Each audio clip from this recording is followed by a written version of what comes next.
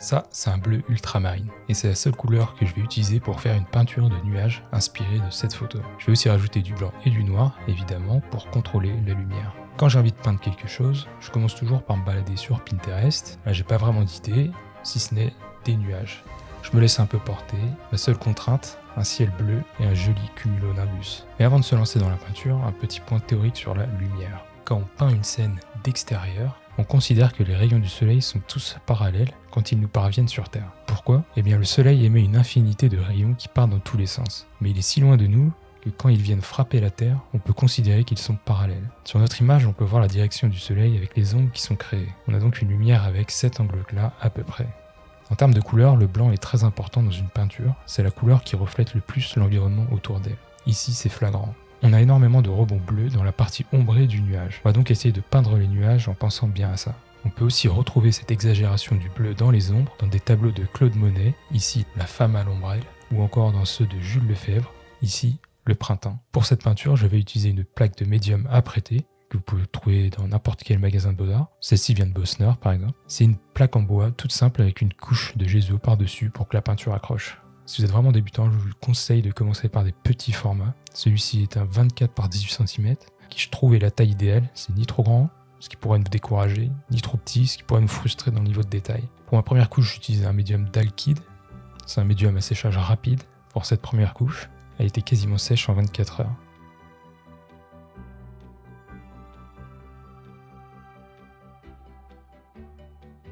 Je commence donc par poser ma base de couleurs. Comme je cherche le réalisme, je vais éviter de mettre trop de peinture tout de suite. Je veux garder une couche assez fine.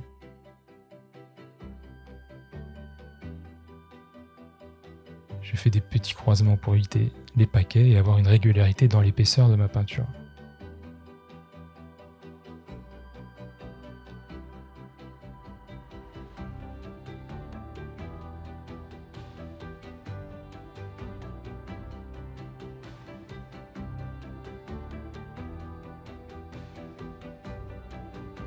Ici, je me rends compte que les transitions ne sont pas assez fondues, donc pour régler ça, il suffit de prendre la couleur entre les deux et rajouter de la peinture au niveau de la transition pour l'adoucir.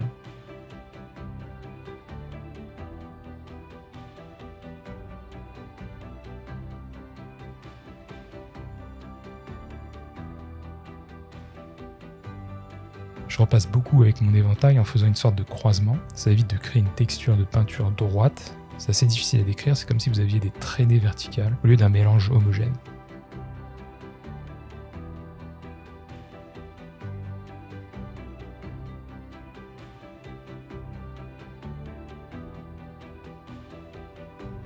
Ok, donc ma première couche est sèche. Maintenant, deuxième couche. Là, j'utilise un médium que j'ai fait moi-même. C'est une part de Standoli et une part d'essence sans odeur. C'est un médium avec un temps de séchage assez rapide. En général, le lendemain, c'est à peu près sec. Cette surface sera un peu collante, donc j'attends vraiment que ce soit bien sec avant de passer à la couche suivante. J'aime bien la faire assez diluée avec le médium pour avoir une peinture très transparente. Ça va aussi donner une profondeur beaucoup plus bleue par la suite. Je commence à chercher un peu ma forme de nuage. J'ai pas vraiment envie de recopier trait pour trait ma photo. Je préfère utiliser mes photos comme une base, une référence réelle sur laquelle je peux m'appuyer plutôt que de vraiment décalquer trait pour trait. C'est vraiment une première esquisse pour chercher des formes intéressantes. J'ai pas vraiment d'idées précises, je me laisse un peu porter par les abstractions. Des fois, certains coups de brosse peuvent laisser apparaître des formes intéressantes qui n'étaient pas forcément prévues. Comme cette première couche est composée de médium et de peinture, la toile est déjà huilée, entre guillemets. Donc à chaque fois que je vais rajouter de la peinture, ça sera celle sortie du tube. Et je commence à modéliser mes nuages avec un mélange de bleu, de blanc.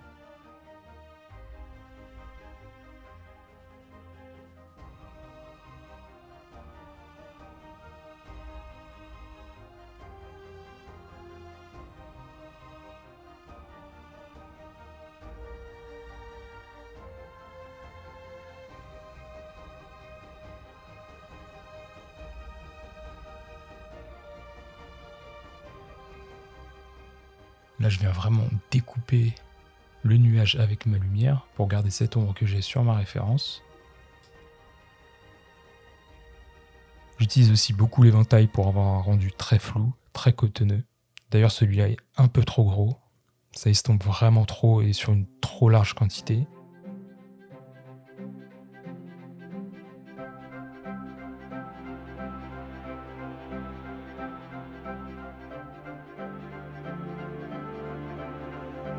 Maintenant la troisième couche, donc ça c'est le résultat de la deuxième, et une fois sec, j'applique du médium directement sur la toile mais sans peinture, puis je vais en quelque sorte la sécher, donc je l'essuie avec un éventail. Il faut pas que la toile soit trempée, sinon la peinture va pas accrocher, ça va être trop fluide. On voit pas très bien à la caméra, mais si vous faites, vous verrez quand il y a trop de médium assez vite. Une fois que c'est prêt, je continue ma peinture, pareil avec la peinture sortie du tube, direct sur la toile. Je me rends compte que mes bleus sont beaucoup trop bleus dans les ombres. Si je reprends ma photo de référence, on peut voir que les ombres sont en fait un gris qui tend vers le bleu. Donc je commence à ajouter du gris pour venir réduire la saturation de mes ombres.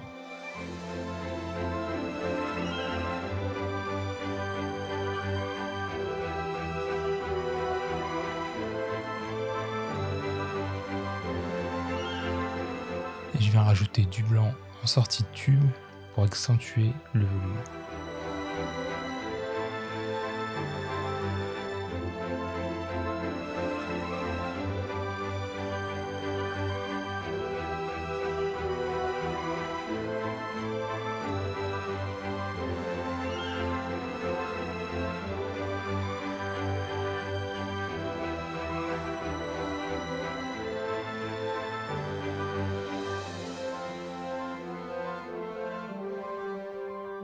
Et voilà, cette troisième et dernière couche est terminée. Au final, ça m'aura pris à peu près 8 heures. Vous pouvez retrouver la version écrite de cette petite démonstration sur mon blog en description. Et je vous dis à la prochaine.